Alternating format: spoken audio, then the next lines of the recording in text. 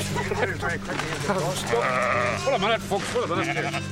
It's a very interesting occupation, as I say, whenever you think of an egg and think that that there is produced out of an egg. Isn't it splurnish though, isn't it? With brain, bones, fluff and everything else. Yeah. They lost the coffin. They lost the coffin. They misplaced it. And they had to be sent back again to look They for got it. drunk, in other words. Yes, absolutely. Yeah, I've got two wee... You know what you need for this?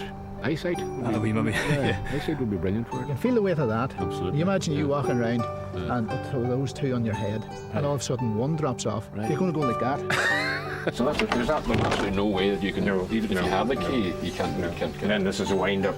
A wind-up bell. A wind-up bell. Hello, we were just passing by. Just thought I'd call that and say hello to you. Yeah. The man who wrote one of the greatest imaginative works ever written, Gulliver's Travels, was no mean traveller himself, though his travels seem to have been of the restless, fidgety, unable to settle anywhere comfortably type. Dean Swift was, by his own admission, not an easy man to please, and the best compliment he could pay to your abode was to come and stay with you for a week, or two, or three. He must have liked this place because he stayed long enough to beat a path along this stream and lend his name to features of the landscape, long enough to drink deep of its charms and pen a poem, or two, or three, long enough, we suspect, even to fall in love yet again. So yes, I think he was comfortable here. And who could blame him? Welcome to the Speckled Hill, the parish of Mullabrack in County Armagh. The civil parish of Mullabrack contains within its boundaries a number of places or features which are, perhaps in their own right, somewhat more familiar sounding than the parish itself. Among these you'll find the town of Market Hill, as neat a description in terms of topography and function as you could imagine.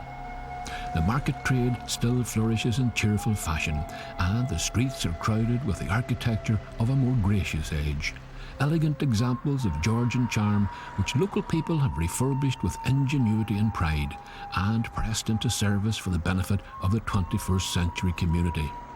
In the past, you might have come here, or indeed been brought here, to be fined or sentenced.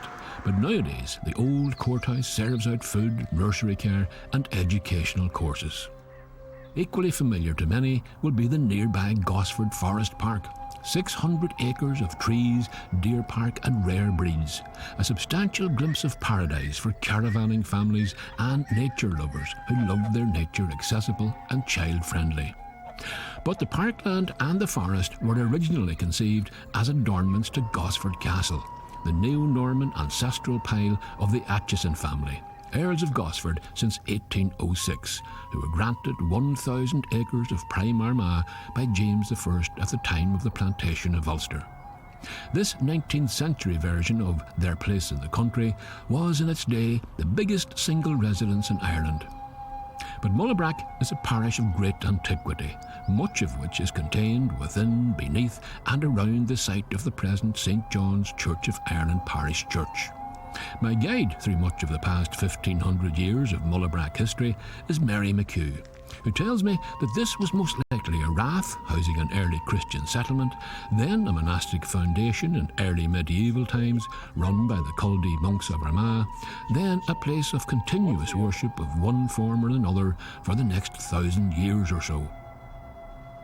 This is probably the fifth church to be built on the Rath, and it contains the vaults and memorial tablets of the two important planter families of the area, the Hamiltons of Hamilton's Bawn and the Atchisons of Market Hill.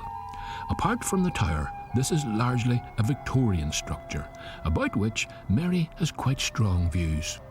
It fell victim to a restoring rector in the 1800s.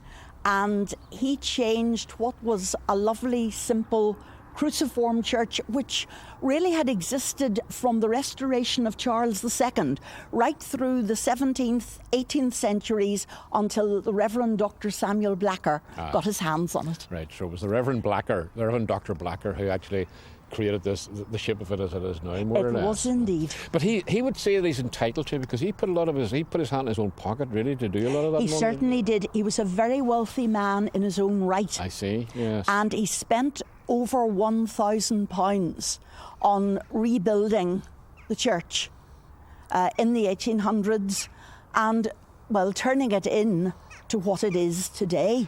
So £1,000 when he was spending it would be a lot of huge amount of money, isn't that the case? Yes, indeed. Shudder to think what it'd be worth these days. But did he get his money's worth, do you think, anyway? I detect from your tone you're not entirely happy with the fact that it changes from a cruciform shape to what it is now at the present day. No, I would have loved it if we could have preserved the church of the 17th and 18th centuries. Okay. But, well... Well, we'll see what he's done by going inside, anyway, shall we? Yes, indeed. Okay. Inside, the squareness of the church, built by Samuel Blacker to accommodate a burgeoning congregation in the early 1800s, is pretty obvious, as are the various memorial tablets and plaques to the Hamiltons, the Atchisons, and even the Reverend Blacker's own family. Where Mary and I are standing would be the original holy ground, whereon stood early hermits, Culdee monks, and in the early 1700s, according to the records, Dean Jonathan Swift. He preached but once. Just once? So he told one of his publishers. Right. We have no idea what he said on the day or anything like that. No record. None whatsoever. In fact, our only record of Swift's activities in this area in those long summers of 1728, 29 and 30 would be from a lovely group of 14 of his poems, now called the Market Hill Poems. Right. And it's from these that we learn about the things he got up to. I see, right. Was he fond of the place? It sounds like he was. Yes. Yeah. He seemed to be extremely fond of it until his relationship with Sir Arthur soured. I see, right. And it all ended rather abruptly with the breakup of the Atchisons' marriage. I see. And the swift departure of Anne Atchison, Sir Arthur's wife, and Swift to Dublin. Oh, right. And I think we've got to remember that when Swift came here during those years, the two great loves of his life, Vanessa and Stella, were already dead. I see. And I suppose, in a sense, Anne Atchison and other women whom he would have encountered were replacement figures, in a way. There was a vacancy, in other words. Yes. I see, yes. Incidentally, over here we have a fine bust by Jan van Nost, the famous sculptor of the period, of Sir Arthur Atchison himself. Right. And it's quite amusing if we read the epitaph on that. Yeah. Though qualified to shine in courts and high places, he contented himself in fulfilling the role of a rural gentleman. Now, that's very much at variance with what Swift wrote about him in the poems. Really, right. Such is the fate of Gosford's knight, who keeps his wisdom out of sight, whose uncommunicative heart can scarce one precious word impart. His guests are few, his visits rare, nor uses time, nor time will spare, nor rides, nor walks, nor hunts, nor fowls, nor plays at cards, or dice, or bowls, but seated in an easy chair, despises exercise and air. Wonderful. Two things become apparent. One is that you'd sooner keep Jonathan Swift a week rather than a fortnight, and that Mary McHugh has encyclopedic knowledge of the history of Mullabrack Church and all who sailed in her. I spent a long time with Mary, hearing fascinating story after story and exploring the ancient artefacts and adornments of worship which testified to the church's antiquity. It is wonderful to think that Swift might have placed his arms in this dish. He himself, yes. And it would have made, I noticed, because it's made of copper, it makes quite a clatter if you put any coins into the thing. It's not the idea. So it wouldn't be a silent collection, in other words. Oh no, if it's put onto your nose and you didn't put anything into it, it would be quite noticeable by the rest of it. I just happen to find myself totally embarrassed. I don't even have a penny on me at the present time to put in here, but there you go. And this is a replica of the church as it would have appeared as it at was, that time. Yes. Right. as it was in 1695, and indeed as it was from the Restoration period right through until Dr. Blacker's time. That's unusual to have such a caravan on a paten on a chalice of the church itself. It's most unusual and very precious to us, needless to say. I couldn't leave the church without getting Mary to tell a famous and rather sad story associated with Mullabrack. It concerns the unrequited love that Samuel Colliston, a farm labourer, had for a farmer's daughter called Annie Dobbin. Samuel was besotted with Annie, dogged her footsteps, wrote songs and poems about her, stalked her, you might say, but Annie didn't want to know. It all came to a head at the evening service on a winter's night on the 17th of January 1864. And it was the senior curate, the Reverend Arthur Irwin, who was both conducting the service and preaching the sermon. And as Mr. Irwin moved up into the pulpit, there was a loud cry from the church gallery, and Colliston screamed out, "There is no love in her heart for me, and I can live no longer." And then there was the sound of pistol fire, as Colliston fired 3 shots, not at himself significantly, but towards the roof of the church. Well, he didn't fire at her or himself. No. He wasn't attempting to injure anybody. No? He was an attention seeker, Joe. I think that was it. Yeah. Well, you can imagine the chaos that prevailed down below. Women fainted, which was quite the proper thing for females to do in Probably those a few men days. fainted as well. Everybody, Very possibly, some ran out into the churchyard in the pitch dark.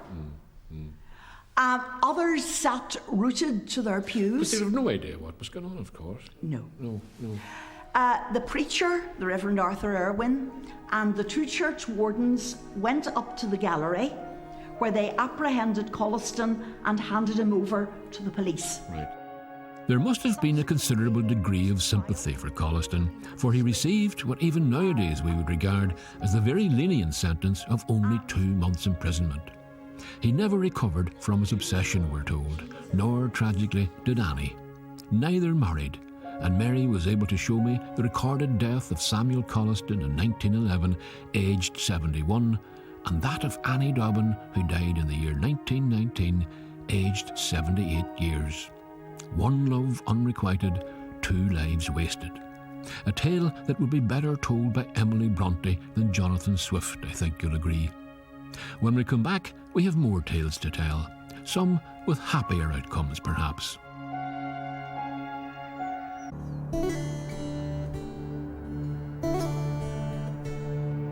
The family vaults of the Atchisons and the Hamiltons, as we've heard, are part of the fabric of the Mullabrack church building itself. In centuries past, it would seem, the proximity of your final resting place to the actual church was often a measure of your wealth and standing in the community. They say that death is a great leveller, that we're all equal once we're laid to rest under the sod. But even in death, of course, some of us are accorded more importance than others. In times gone by, the amount that you were prepared to pay dictated where you could be buried in the graveyard. The most expensive seats, so to speak, were those nearest the church. And here at Mullabrack in earlier centuries, they would have cost you £1. Those in the middle section, a bit further away from the church, 10 shillings. Whilst the cheapest seats were those on the perimeter of the graveyard, furthest away from the church, and they would have cost you a mere 5 shillings. Where I'm standing, all you can see for the most part are the backs of headstones, the inscriptions being on the other side. That's because, of course, they're all buried looking eastward, that they may face the rising sun. All that is, except one, which is facing this way. This is the grave of the Reverend Canon W.G. Kerr, and he's buried in an equally strong tradition, which states that the minister should always be facing his flock. Canon Kerr was rector of Mullabrack, and he and his wife Nora were the parents of Colin Kerr. Colin and his wife Rosaline now live in Mullabrack House, built as his very own rectory back in 1829 by the aforementioned Reverend Samuel Blacker. Perhaps he had a better architect this time. Now you might think that because Colin is the son of another rector, that he's living here somehow by way of succession. Not that simple, I'm afraid. The house was bought by Colin's maternal grandfather way back in the 1920s, and Colin and Rosaline inherited it from an uncle in 1997, by which stage it was in a pretty run-down state. Since then, it's been a labour of love and expense. Oh, it needed a lot of work. Really? We re-roofed it, rewired it, replumbed it, and put in central heating, so that took a few years. So you're bringing it into the And 20th then- century, really, would you? And then it all had to be redecorated, because every wall was tracked down for wiring. And Floorboards lifted. And floorboards lifted, then everything had to be Yes, redecorated. yes. So we spent a good while doing that. But you have it back in the style in which it was, Oh, it's in the first same- conceived, in other Yeah. words. You think Bits so? of it, bits of it. Bits well, of you it. can't Yes. you can't live in the style of then, because the style of then was that the basement was used by the servants in the kitchens. You mean you've And no I servants? don't have any servants. You don't have any and servants? nobody'd open the front door for me when I come back. Is that right? Oh, the door had to be opened. I was noticing the front door, right? Yes. And it's a beautiful door, but there's no key hole. keyhole. There's no way of opening the door from the Because outside. when that house was built, there was always someone here to open the door, a butler or a servant of some sort. Right. So even if you're coming home, not that the Reverend Blackwood were coming home in the middle of the night after carousing around the countryside, but somebody had to Somebody be there. had to be available there to open the door, yes. Right. And no letterbox. Okay, so that door. The post is, used to go underneath the door laterally. Used to and go then, underneath. and then when the house was in disrepair, the gutters were non-existent, and the rain came down, and the post was floating on the floor as Right. as the water came down. So we've no wee box there just for the post at the moment. Right. But then there was no post box either. People at work used to talk to me about their central heated houses and about their sealed doors, and I was able to tell them that our front door, you could put the post under it, and they couldn't understand that at all.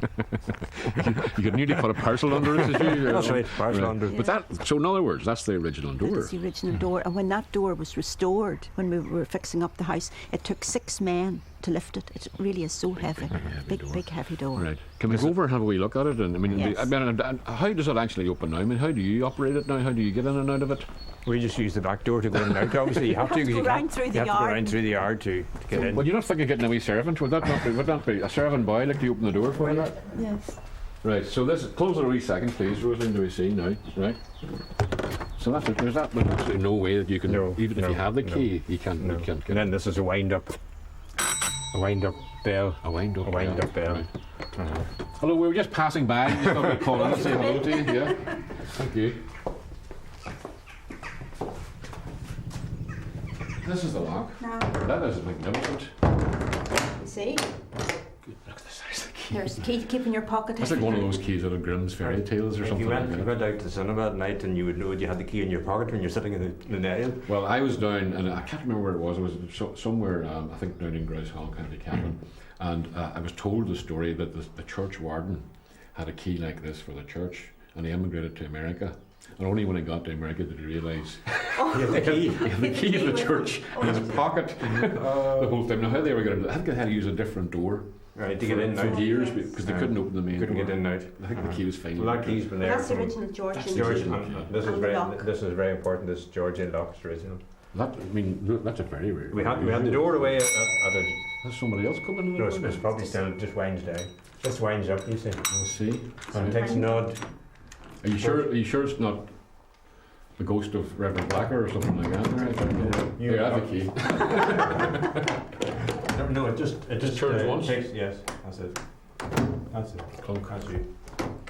That's it. Nobody there? Nobody No, there, no. that's all right. That's fine. That's all right. So all the windows are original as well. Colours are Yes. taken out and Yeah, cleaned down and rehung and recorded. and the Georgians, as we know, were very fond of their windows. Very haunted. And some of them have the original Georgian glass in them, as you can see the striations in it and the bullseyes and Yeah. that sort of thing. It's still in there. Well, congratulations to both of you. I mean, it is a beautiful house, and you've obviously put an awful lot of work in it. It's a kind of labour of love, I would imagine, Rosalind. Very Yeah. much so. Does it go on? I mean, do you None. ever see it's finished? It's No? like a fourth bridge. Well, It's we only do so much, something we to try be and do, there's more, we do so much outside. We're trying to restore the parkland and the yard and Yeah. new gates and new walls and those. Probably not so much inside at the moment, but more outside. Because Yeah. I like the outside part. Yeah. No, as I was saying earlier, I think this house is very lucky to inherit you.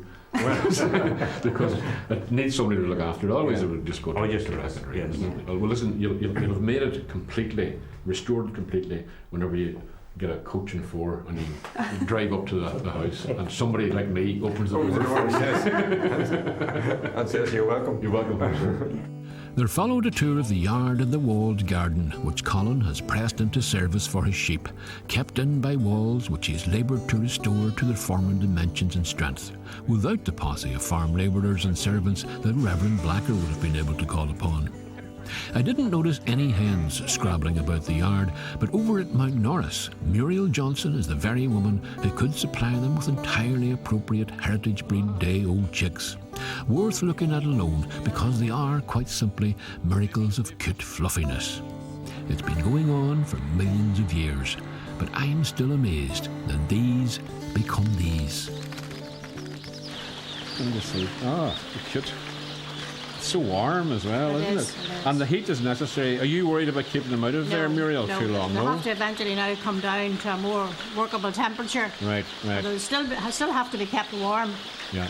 you know, but not How did the wee black one get in there? The wrong egg the ended up wrong in egg there? in the wrong place. All right, so there's other Yes. black ones to be seen Yes. elsewhere. Yes. So that's the Sussex, the No. golden ones. The These- blue. We call blue.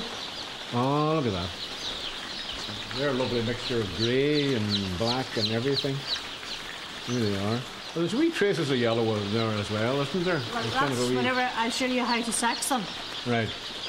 How to sex them? Yeah. So, Because you obviously in there you have males and females. oh, I see. Right, right. So- So both hens and their Roosters. cockerels and their Yeah, roosters, cockerels, right? yeah. Right. So you have to decide what's what.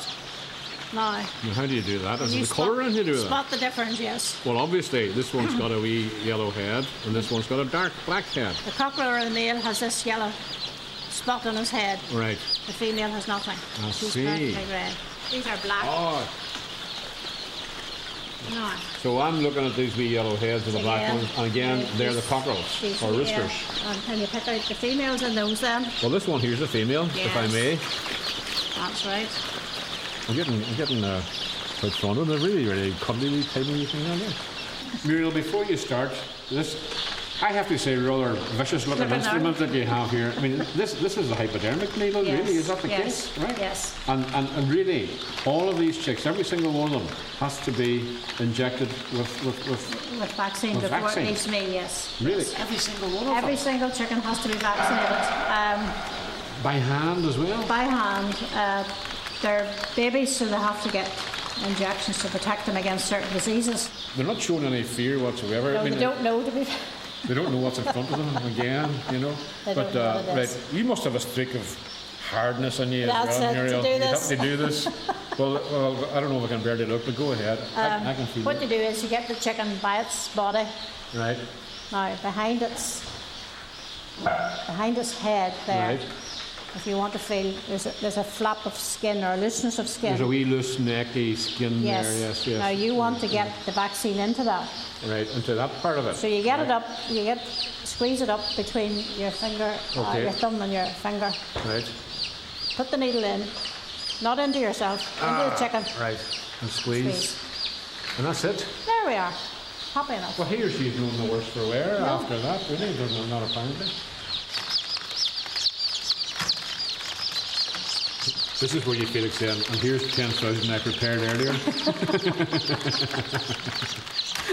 You wouldn't be able to see the difference, but I'd rather you than me, because that in spite of the fact you're doing it very, very fast, I can tell there's a degree of skill involved in that. So it's either not to get it into yourself or else stab the poor wee chicken in the wrong Yes. place. Did you grow up with hens? no, I didn't grow up with hens. No. My father was a minister, Right. so the flock was very different. My mother in those days kept the hen and brought out chickens and that sort of thing Yes. to supplement the income. Yeah.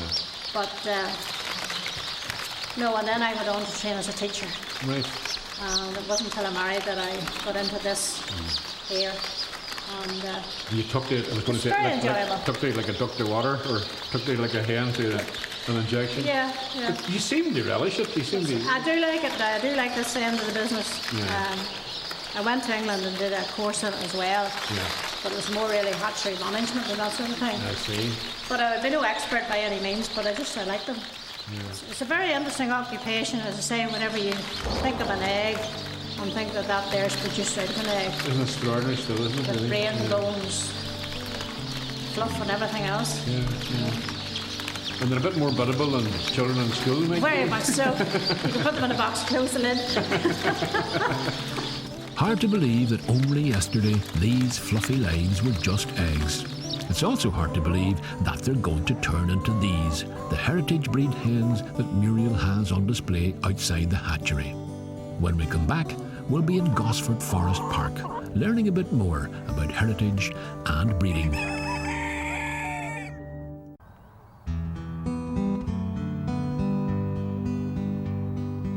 There are times when Gosford Forest Park is like a little bit of Arcadia, serene, tranquil, a picture of perfectly peaceful pastoral calm. And then there are times when it is not. If you want peace and quiet, then don't come here when the poultry fair is on. Breeders, dealers, collectors, buyers and sellers of rare fowl and poultry of all sorts descend upon Gosford twice a year from all over the country to bargain over a bantam, haggle over a gaggle, or purchase some perches of parrots and budgies. You can also buy a still-to-be-hatched generation of birds and a state-of-the-art fox-proof detached coop to put them in. Though not strictly classed as poultry, you can even buy a woolly pig or a miniature piglet, which I'm told make good pets once they shut up. Overseeing all the fun of the fair is an old friend, wildlife ranger Donald Whiteside, who's watched this event grow over the years. Joe, there's people coming to the local hotels here last night. And staying overnight? Staying overnight with their hens and their trailers and goats and woolly pigs and you name it, all in the trailers and vans, sitting in the car park, staying overnight so they can get in here at 8 o'clock this morning. Must be some noise in the morning, get in a hotel. Let me get the guests up a wee bit. Do you want an early alarm call? It's the same as I live in the forest here, and as I heard them coming there at 5:30, 6 o'clock this morning, queuing up, waiting for us to open the gates to it. But as you were saying there... But where from? From all over the country, you say, There's yeah? ones coming from Kerry, there's ones from Cork, there's ones from Galway, there's ones for all Donegal, everywhere. And what kind of people are you talking about here? Are these people who are in it as a business, or is it a hobby for most of them? Or It's mostly hobbies. Mostly hobbies. And the people that you see here, they're all arts and parts. It's people that maybe have a pair of banties or pair of threesomes of banties in the likes of cities or towns that they're going to get eggs off or sort of thing. Right. There's people who have farms and specialise in rare breeds because it's got a pretty good, a very popular pastime now, having a few wee hens about all different breeds. If they have a broken wrist, we can help them. You can do all those splints and bandages and all those kinds of things. Yeah, and if we need backup, there's a few other ones around at the car. I see. Right. So what kind of has anything happened here today that you so far? No, not that we know of. Are you disappointed? Yeah, we just want to help people. Just want to help you. Oh, that's good. Over 50 years ago, an important adjunct to the whole poultry industry was set up here at Gosford. It was a testing station which over the years has provided vital information on different breeds of poultry, which in turn has helped that industry to thrive. One of the men responsible for those early pioneering steps was Newell Bingham. This wouldn't have been going on back in your day. No. We were keeping this isolated from a disease standpoint. We wanted nobody in. Is that why you had it placed here? Yeah, that's right. Yeah. Because it was a safe area? Safe area. This area here is traditional breeds. Right. And if a bird laid 200 eggs, you thought you're doing very well. 200 eggs in a year you're talking about? 48 weeks. Right. And nowadays, of course, you're looking for 300 eggs. That's right? how things have improved. So what were you actually doing? Were you trying to improve the breeds of the birds? No, we were recording what the breeders were doing. Right. And then, of course, you got the international people coming in. British people all telling you how good the birds were. And were they bringing new breeds under New the... breeds. Hybrids. Hybrids and all those, right? Yeah. So looking back 50 years ago, you wouldn't have had anywhere near the kind of breeds you have in the country nowadays at all? Well, you would have had what you see in a place like this, you see some of the old breeds here. Yes. But the present day breeds are completely, commercial breeds are different entirely. Away from the bustle of the poultry fair on a quieter day at Gosford, Donald was able to show me some of the differences that Newell was talking about as we strolled among the birds that wander freely about the place. And why wouldn't they? This is their home after all. Light Sussex is the old breed, which is the white one with the black tail and the black freckles around its neck. That's the traditional old Irish hen that you used to see about all over the place and all the old farmyards. Right.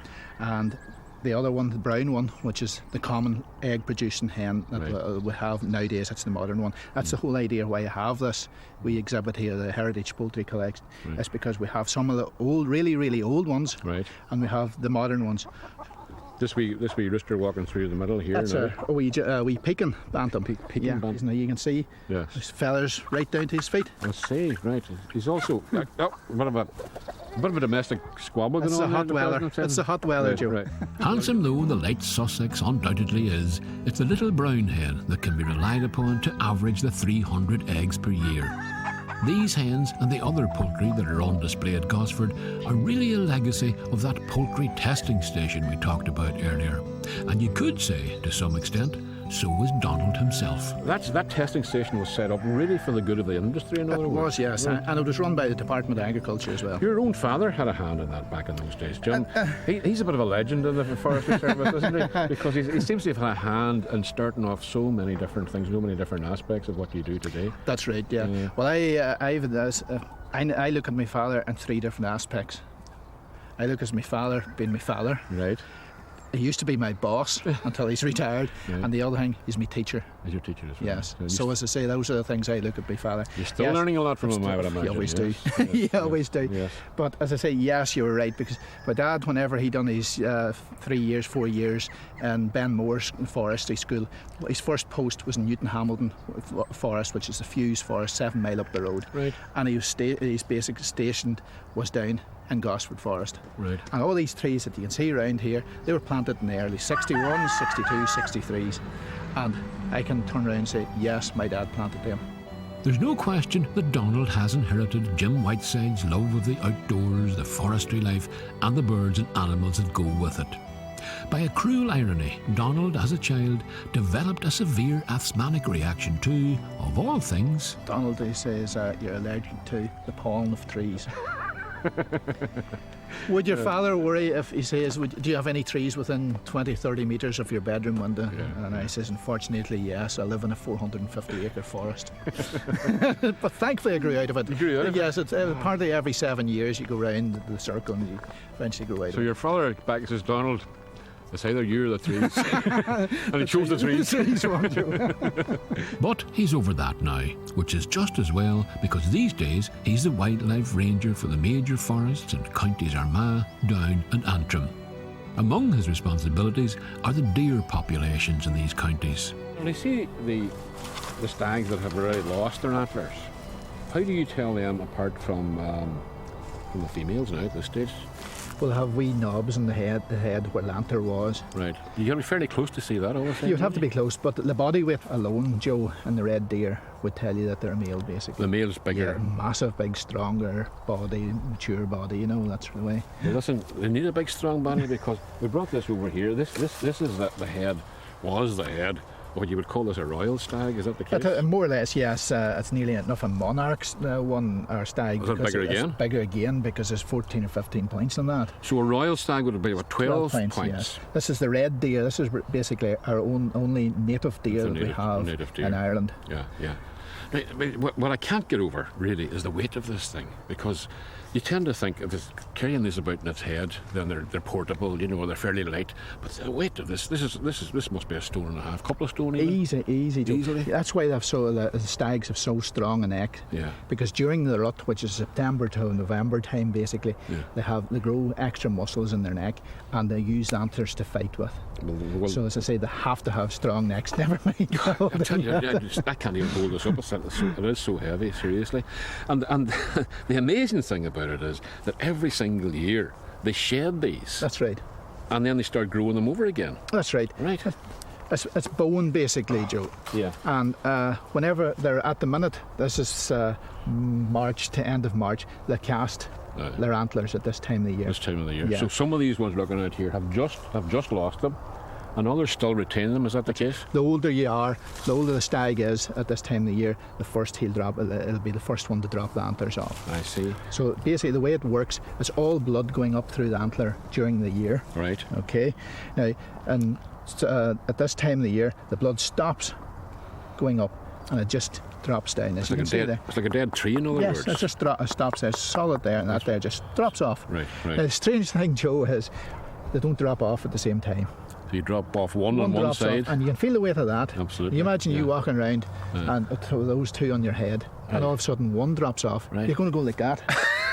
And next thing you're walking around and around in circles, and you wonder what the blaze is. And that going on. happens, seriously? That happens, yeah. What a And life. it could be a day, believe it or not, before the other one falls off. But the extraordinary thing as well, Donald, that grows in the space of, well, when do they start growing? They start growing immediately, they fall off, do they, more or less? Not really, no. No. They seal the blood top on the top on their head. So let's say from April. Would that be fair to say? Yeah, from April onwards, yes, they'll starts to start grow. growing, yes. And by rutting time, which is when? September, Which is October? September, October. So inside the space of about, well, less than 6 months, this grows to that That's height, right. depending on what. And it's going to grow even bigger than it was last year. Yes. You could almost see that growing, couldn't you? I mean, You can, yes. It literally grows. Literally, you can see it growing within every 2 days. If you come down here every 2 days, you'll see something, another inch or two grow. You've heard just a fraction of Donald's deer lore, but there we have to leave them for the time being. When we come back, something else that grows and grows and grows.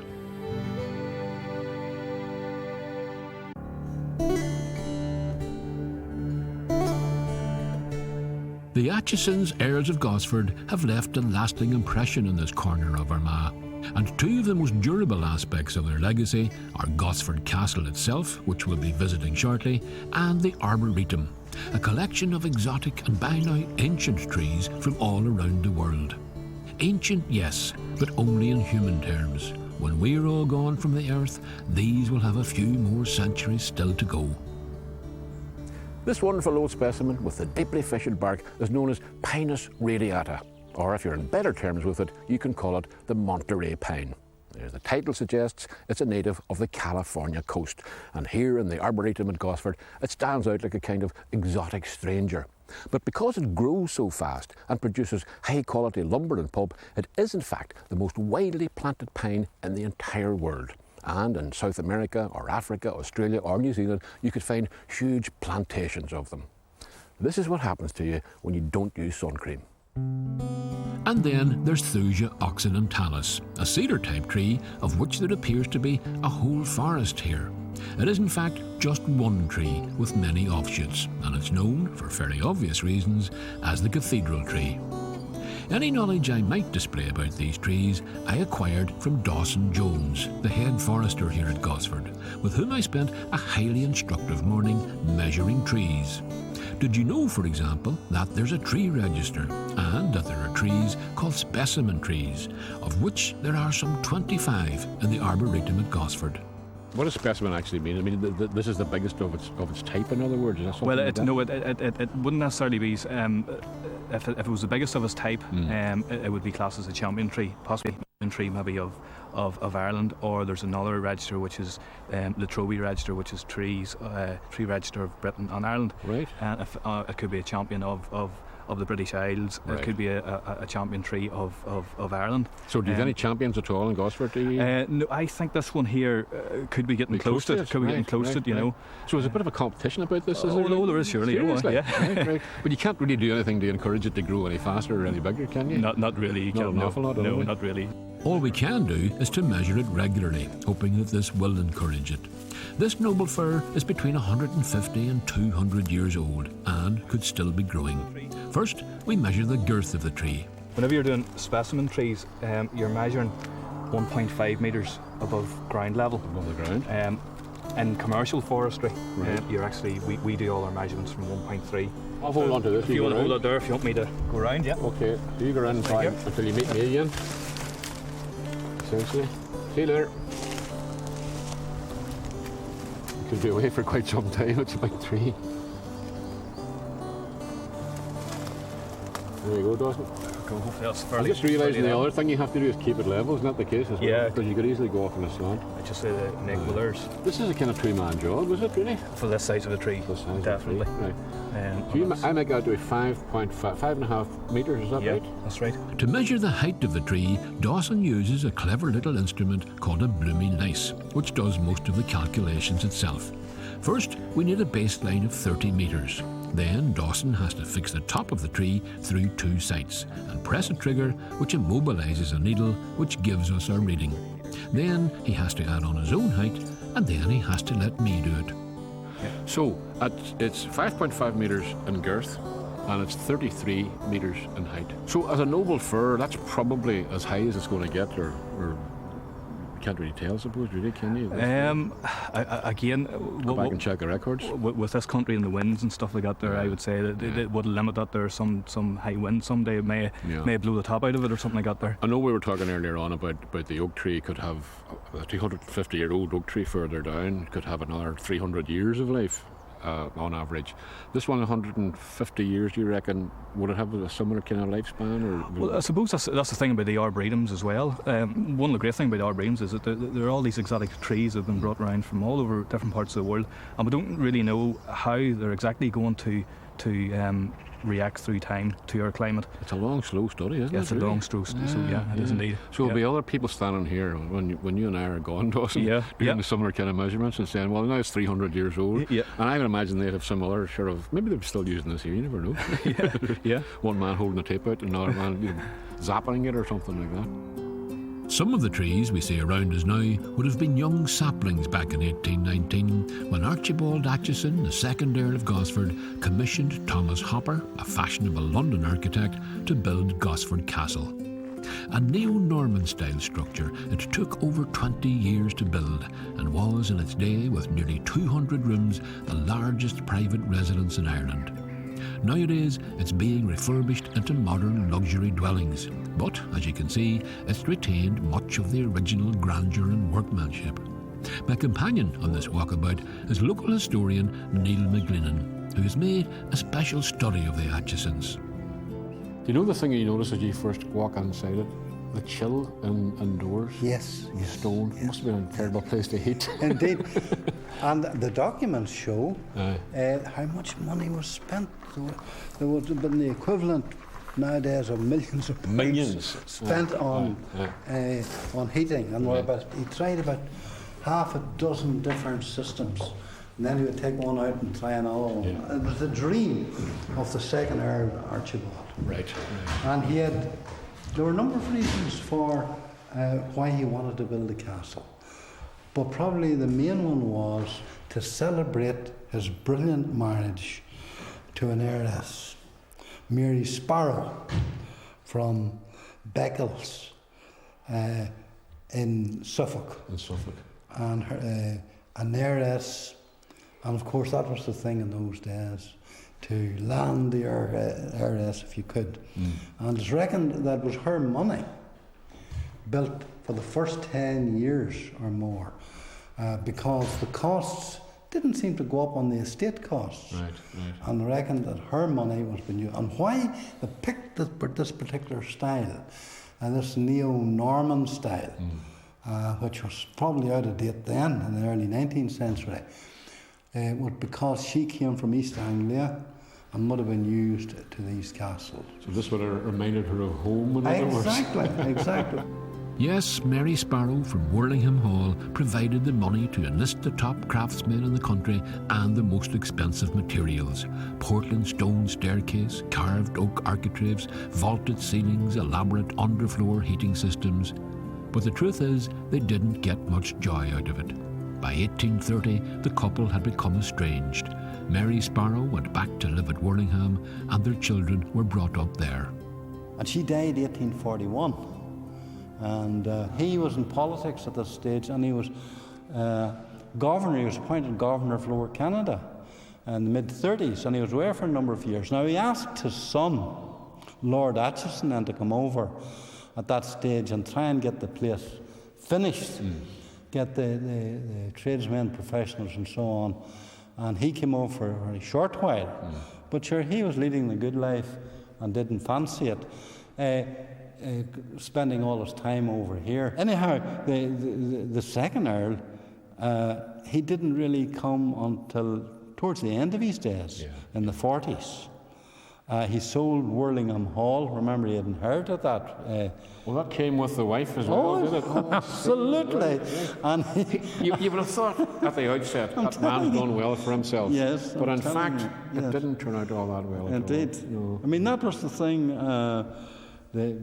As I've mentioned, the 18th, 19th century was to land the heiress. Of course. And as it was described, a brilliant marriage. That's right. A brilliant that's right. marriage. Sure, he landed there and so on. I don't know whether you've read Dr. Anthony Malcolmson's book. It's an In Pursuit of the Heiress. And this is the theme of it. People trying to land the rich heir. They landed it. I mean, I just, now I know the origin of the phrase, the landed gentry. It didn't mean they had land. That's right. They landed the right woman. For all that Archibald Aitchison was a man of extravagant notions and elaborate tastes, he was, in Neil McGlennan's considered opinion, a fair-minded, even-handed man who practised religious tolerance in the administration of his affairs as landlord. If he ever made it up his own spiral staircase, he must have been quite a fit man as well. I don't think there were ever many more Norman revival after these two. It didn't take on. And I mean, you've only to see the difficulties, the modern comforts, even in the mid-19th century. How could you possibly heat these such a building? What they left behind after all their efforts were some magnificent, huge fireplaces. Well, that was another. Yes. I think you would have got nice and warm if you were standing beside one of those. 28 bedrooms. 28 had fireplaces in them. 20. Yeah. I wouldn't like to have the heating bill of it, I can assure you of that. So that was. But I mean, it's full of surprises everywhere you go. I mean, just look at this roof. I mean, this is just an astonishing piece of architecture. It really, really is.